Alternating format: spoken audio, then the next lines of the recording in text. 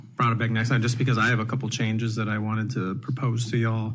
Last time I tried to talk about reducing the size of this ordinance because it's extremely long. It's about signs. I know there was a consensus on that. So then I wanted to look back at enforcement. So I'm debating whether I want to do the preachy version of this or the quick version of it. So I might do a mix of both of them. But I don't think that we should be criminalizing people for something so trivial as signs. So in the enforcement section in here, there's a part in here where you can put a lien against the property to recover the cost of removal. And then there's another part in here that says the director or designee may also pursue criminal penalties. And you go down to section 5.116, violations and penalties. It says that a person commits an offense. This could be a class C misdemeanor. I think that the fine amounts to are $500 in the first enforcement section and then $1,000 in the second section. And I think that those can, I believe if I read right, those can stack on top of each other. Is that right, Cobby? Every day you can stack that and that can continue to be a lot. Yes. And this is where I'll go into the preachy part of it. Just to further my argument is where I'm going from. I'm reading this good book right now.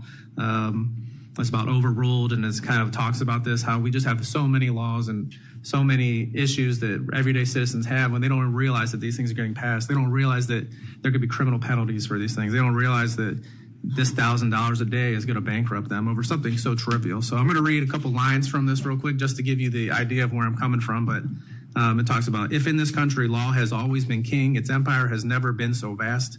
More than ever, we turn to the law to address any problem we perceive. More than ever, we are willing to criminalize conduct with which we disagree. Rather than trust individuals to judge what is best to their own happiness, health, and safety, we have become increasingly comfortable doing what the experts tell us and increasingly comfortable with forcing others to do the same. We have experienced a profound decline in trust in one another.